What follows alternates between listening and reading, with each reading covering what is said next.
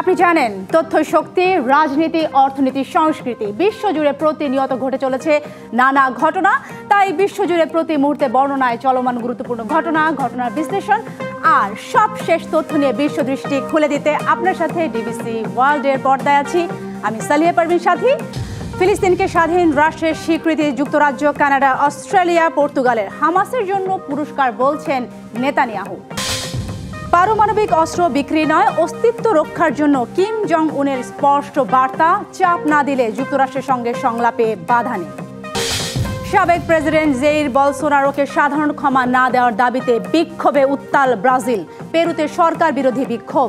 108 বছর পর নিজের অবস্থান থেকে সরে ফিলিস্তিনকে স্বাধীন রাষ্ট্রের স্বীকৃতি দিয়েছে যুক্তরাজ্য, স্বীকৃতি দিয়েছে কানাডার মতো প্রভাবশালী দেশও। এই স্বীকৃতিতে হয়তো দৃশ্যপট বদলাতে শুরু করবে, তবে এটি কার্যকর হতে ইসরায়েলের সদিচ্ছা জরুরি বলে মনে করছেন বিশ্ব রাজনীতি বিশ্লেষকরা। তারা বলছেন, কাগজের স্বীকৃতি আর তা কার্যকর এক বিষয় নয়। 1917 সালের 2রা নভেম্বর প্রথম বিশ্বযুদ্ধের পর যুক্তরাজ্যের পররাষ্ট্রমন্ত্রী আর্থার বেলফোর একটি ঘোষণাপত্রে ফিলিস্তিনি ইহুদিদের জন্য একটি জাতীয় আবাস প্রতিষ্ঠার সমর্থন জানান। বেলফোর ঘোষণাপত্র অনুযায়ী সেই সময়ের ব্রিটিশ শাসনাধীনে থাকা ফিলিস্তিনে প্রথমবারের মতো ইহুদিদের জন্য একটি স্বাধীন রাষ্ট্র প্রতিষ্ঠার পথ তৈরি হয়। এই সিদ্ধান্ত মূলত ইউরোপীয় শক্তির রাজনৈতিক স্বার্থ এবং ইহুদি জনগণের প্রতি সমর্থনের অংশ ছিল। এটি একটি ঐতিহাসিক ভুল সিদ্ধান্ত ছিল বলে রাষ্ট্র বিশ্লেষকরা মত দেন। 1 শতাব্দীর বেশি সময় পরে সেই অবস্থান থেকে সরে ফিলিস্তিনিকে স্বীকৃতি দিল যুক্তরাজ্য। আমরা এমন সময়ে এই সিদ্ধান্ত নিচ্ছি যখন মধ্যপ্রাচ্যে ভয়াবহ পরিস্থিতি চলছে। শান্তির সম্ভাবনা আর 2 রাষ্ট্র সমাধানের আশা বাঁচিয়ে রাখাই আমাদের লক্ষ্য। ফিলিস্তিনিকে স্বীকৃতি দিয়ে কি 108 বছরের ভুল শুধরে নিল যুক্তরাজ্য? এই প্রশ্ন এখন ঘুরপাক খাচ্ছে বিশ্ব রাজনীতিতে। যুক্তরাজ্যের এই স্বীকৃতি ফিলিস্তিনিদের জন্য একটি গুরুত্বপূর্ণ বার্তা মনে করছেন বিশ্লেষকরা। এদিকে যুক্তরাজ্যের পাশাপাশি কানাডা, অস্ট্রেলিয়া এবং পর্তুগালও ফিলিস্তিনি রাষ্ট্রকে স্বীকৃতি দিয়েছে। জাতিসংঘের 80তম অধিবেশন শুরুর আগে এই সিদ্ধান্ত বিশ্ব কূটনীতিতে বড় পরিবর্তন ঘটিয়েছে বলে মনে করা হচ্ছে। অন্যদিকে ইসরায়েলের প্রধানমন্ত্রী বেনিয়ামিন নেতানিয়াহু এই সিদ্ধান্তকে হামাসের জন্য পুরস্কার হিসেবে আখ্যা দিয়েছেন। যতক্ষণ আমি ক্ষমতায় আছি, জর্ডান নদীর পশ্চিমে কোনো ফিলিস্তিনি রাষ্ট্র গড়ে উঠবে না। যুক্তরাজ্য, কানাডার মতো বিশ্ব রাজনীতির প্রভাবশালীরা ফিলিস্তিনিকে স্বাধীন রাষ্ট্রের স্বীকৃতির পর হয়তো অনেক দৃশ্যপটই বদলে যাবে। তবে এটা কার্যকর হতে ইসরায়েলের সদিচ্ছা অত্যন্ত জরুরি, কেননা এখনো গাজায় আগ্রাসন থামেনি। কাতারের দোহায় ইসরায়েলের সাম্প্রতিক হামলার পর সতর্ক অবস্থানে তুরস্ক। আন্তর্জাতিক মহলে উঠেছে নতুন প্রশ্ন, ইসরায়েলের পরবর্তী লক্ষ্য কি হতে যাচ্ছে তুরস্ক? বিশ্লেষকরা বলছেন, নেতানিয়াহুর গ্রেটার ইসরায়েল ভাবনায় নতুন কূটনৈতিক ও সামরিক চ্যালেঞ্জের মুখে আঙ্কারা, যার প্রভাব পড়বে পুরো অঞ্চল জুড়ে।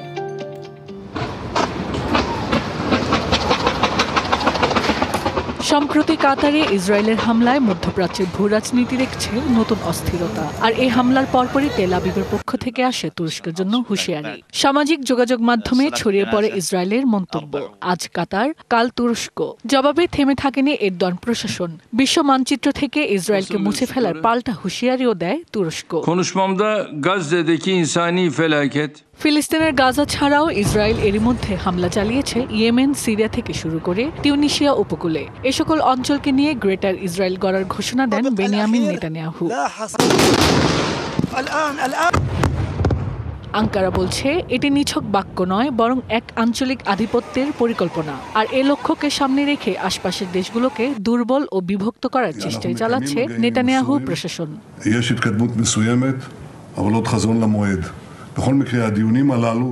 বাকযুদ্ধ ছাড়াও ভূমধ্যসাগরেও মুখোমুখি তুরস্ক ও ইসরায়েল।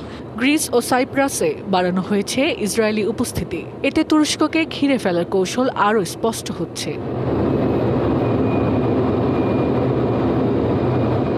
এদিকে তুরস্কের সীমান্তের একটি বড় অংশ জুড়ে রয়েছে সিরিয়া। প্রেসিডেন্ট বাশার আল আসাদের পতনের পর থেকেই দেশটিকে একটি দুর্বল ও বিভক্ত অঞ্চল হিসেবে দেখতে চাইছে ইসরায়েল। কারণ একটি শক্তিশালী জাতিরাষ্ট্র বিশেষ করে আরব রাষ্ট্রগুলোকে হুমকির রূপে দেখে ইসরায়েল। অপরদিকে সিরিয়াকে নিয়ে তুরস্কের চাওয়া একক ও কেন্দ্রীভূত রাষ্ট্র, ফলে তুরস্ককে সম্ভাব্য প্রতিদ্বন্দ্বী হিসেবে দেখছেন নেতানিয়াহু।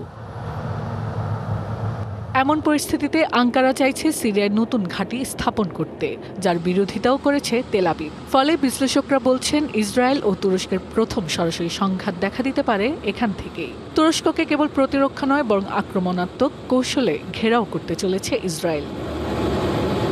পেরুতে সরকার বিরোধী বিক্ষোভে পুলিশের সাথে আন্দোলনকারীদের সংঘর্ষে পুলিশ সাংবাদিক সহ আহত হয়েছেন অন্তত 18 জন।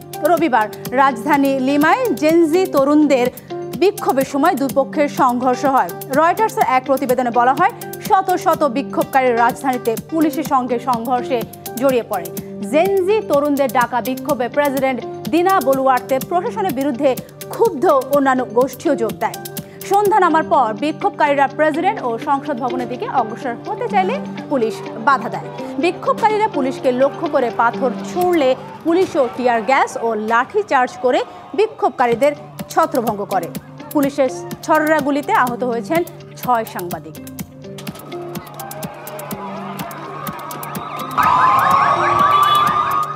ফিলিপিন্সের উত্তরাঞ্চলে আঘাত হানতে শুরু করেছে টাইফুন রাগাসা। হংকং ও তাইওয়ানের উপকূলীয় এলাকার দিকে ধেয়ে আসছে সুপার টাইফুন রাগাসা। ঝুঁকিপূর্ণ এলাকা থেকে সরিয়ে নেওয়া হয়েছে বাসিন্দাদের।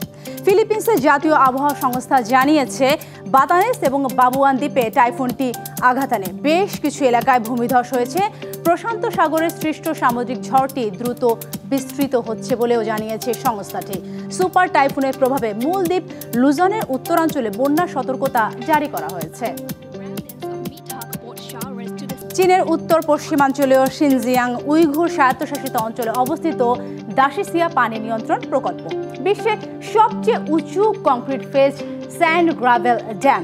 সম্প্রতি 80 তলা ভবন সমান উঁচু এই ড্যামের পানি সংরক্ষণ শুরু হয়েছে। 2019 সালে নির্মাণ শুরু হওয়া বিশাল এই প্রকল্পটির কাজ পুরোপুরি শেষ হবে 2026 সালে। এটি বিশ্বের সবচেয়ে উঁচু concrete faced sand gravel dam. এটির উচ্চতা একটি 80 তলা ভবনের সমান। সম্প্রতি এই ড্যামে পানি সংরক্ষণ শুরু হয়েছে। এই বিশাল প্রকল্পটি 2019 সালের নভেম্বরে নির্মাণ শুরু হয়েছিল এবং 2026 সালের মধ্যে এর নির্মাণ কাজ সম্পূর্ণরূপে শেষ হবে এবং পুরোপুরি চালু হবে বলে আশা করা হচ্ছে।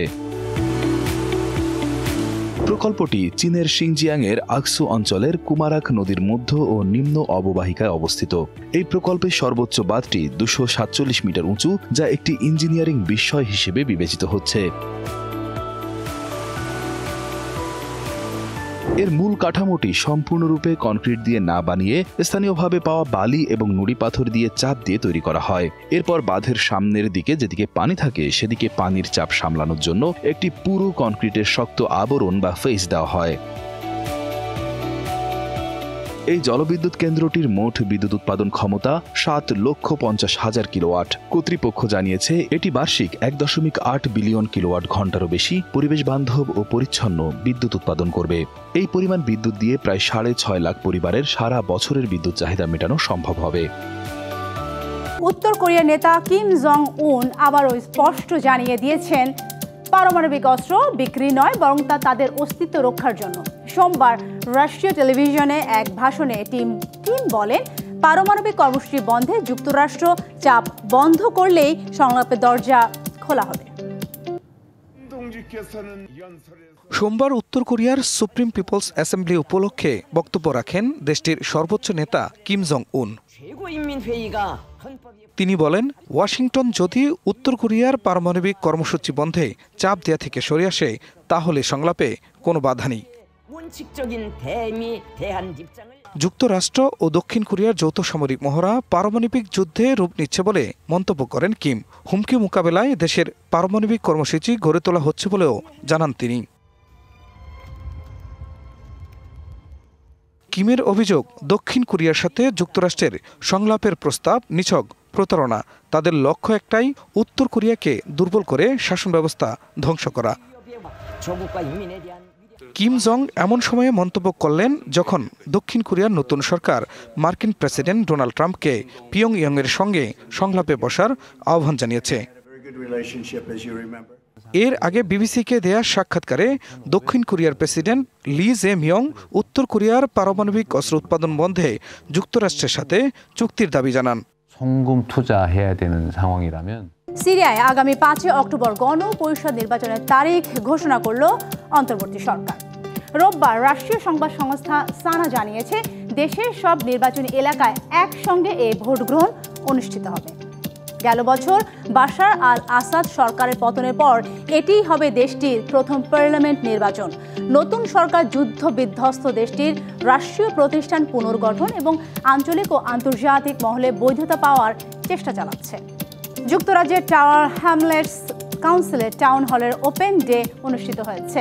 কাউন্সিলের 60 বছর পূর্তি এবং নতুন টাউন হলের আনুষ্ঠানিক উদ্বোধন হয় একই সময়ে। তাদের নিয়ে ফলক উন্মোচন করেন নির্বাহী মেয়র লুৎফর রহমান। লন্ডনের ঐতিহাসিক রয়্যাল লন্ডন হাসপাতাল ভবন, যা এখন টাওয়ার হ্যামলেটস টাউন হল হিসেবে পরিচিত। 1757 সালে নির্মিত এই গ্রেড 2 তালিকাভুক্ত ভবনটি 2014 সাল থেকে বন্ধ ছিল এবং ধীরে ধীরে জরাজীর্ণ হয়ে পড়ছিল। 2015 সালে টাওয়ার হ্যামলেটস কাউন্সিল ভবনটি কিনে সংস্কার করে জনগণের ব্যবহারে ফিরিয়ে আনে। উদ্বোধন উপলক্ষে ওপেন ডে আয়োজন করা হয়েছে ওপেন হাউস লন্ডন উইকেন্ড এর অংশ হিসেবে, যেখানে দর্শনার্থীরা ভবনটির পুরস্কারপ্রাপ্ত সংস্কার কাজ ঘুরে দেখেন।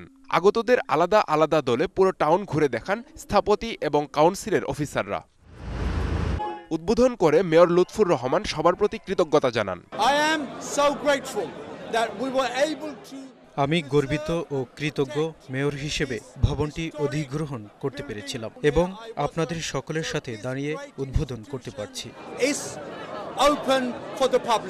নামফলক উন্মোচনে নির্বাহী মেয়রের সাথে ছিলেন deputy mayor councillor Mamun Mia Talukdar, corporate director Steve Reddy, facility head Sarah Steers এবং ব্যারোনেস পলাউদ্দিন, কাউন্সিলের চিফ এক্সিকিউটিভ স্টিভ হৌলসি সহ আরো অনেকে। পুরোটা কমিউনিটি ইউনাইটেড ভাবে সেলিব্রেট করলাম আমরা।